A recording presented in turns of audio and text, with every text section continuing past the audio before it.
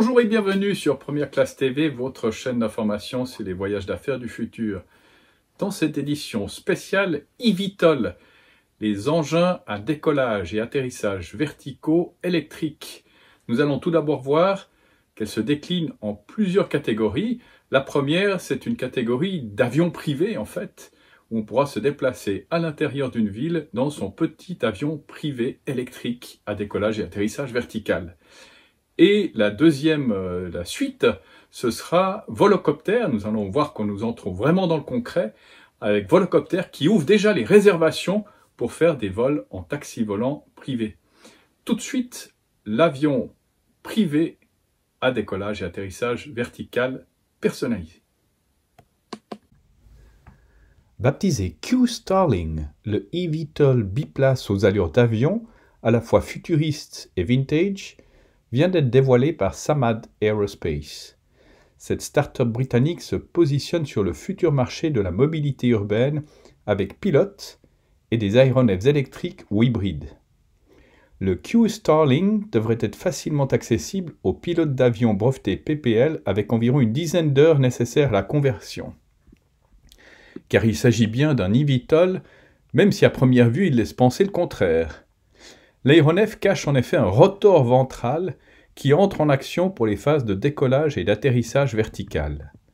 À travers ces projets, la start-up britannique vise à pénétrer le marché de la mobilité urbaine qui offre les avantages du eVTOL, pouvoir se poser et voler de presque partout comme un hélicoptère, consommation moindre avec l'électrique ou l'hybride, sans les inconvénients.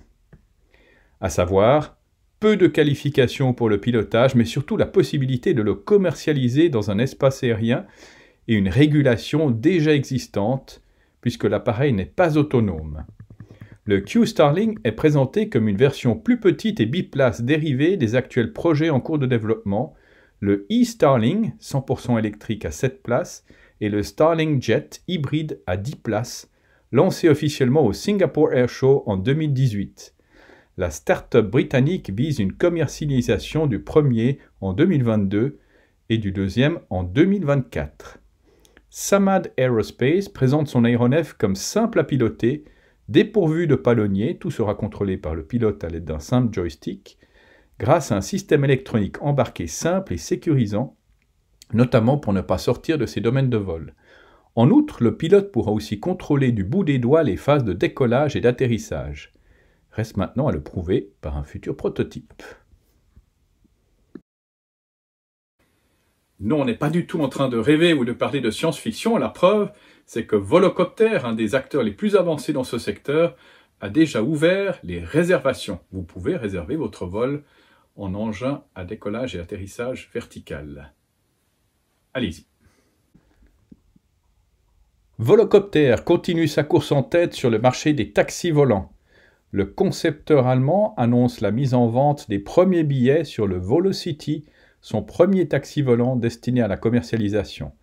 Pour l'heure, seul le tarif est connu, 300 francs par passager. C'est une nouvelle étape dans la mobilité aérienne urbaine franchie par Volocopter, le pionnier de la discipline. À l'instar d'une compagnie aérienne, il est possible de réserver en ligne un billet pour un vol commercial sur le futur taxi volant de Volocopter en quelques clics. C'est une première mondiale qu'il convient de relativiser puisqu'il ne s'agit pour le moment que d'une réservation sans date ni lieu précis. Volocopter précise toutefois qu'il s'agira d'un vol de 15 minutes, prévu dans les 12 mois après le lancement commercial officiel de Volocity, qui est lui estimé pour 2022 ou 2023.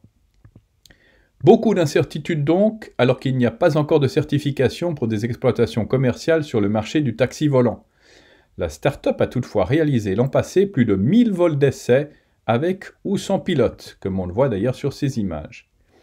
Reste encore, avant l'avènement du taxi volant, de nombreux obstacles à surmonter, comme la conception des batteries ou encore la réglementation et l'intégration des vols autonomes dans le réseau existant du trafic aérien. Pour l'heure, 2023 reste toujours l'échéance que se sont fixés des opérateurs comme Uber ou encore City Airbus, le concurrent direct de Volocopter, pour lancer les premiers vols commerciaux d'eVTOL. En 2024, ce sera le cas à Paris. Ce sont les athlètes des JO de Paris 2024 qui auront la primeur de ces taxis façon 5e élément. Après les JO, La clientèle visée sera les hommes d'affaires. Une course de 15 à 20 minutes qui rallierait l'aéroport de Roissy au centre de Paris coûterait environ 70 €. C'est ainsi que se termine cette édition de Première Classe TV. N'oubliez pas de cliquer sur j'aime. N'oubliez pas de vous abonner, de partager ces vidéos. Nous nous retrouvons la semaine prochaine et là nous irons en Suède et nous découvrirons que ce pays est un des plus avancés dans la propulsion électrique pour les avions régionaux. À la semaine prochaine.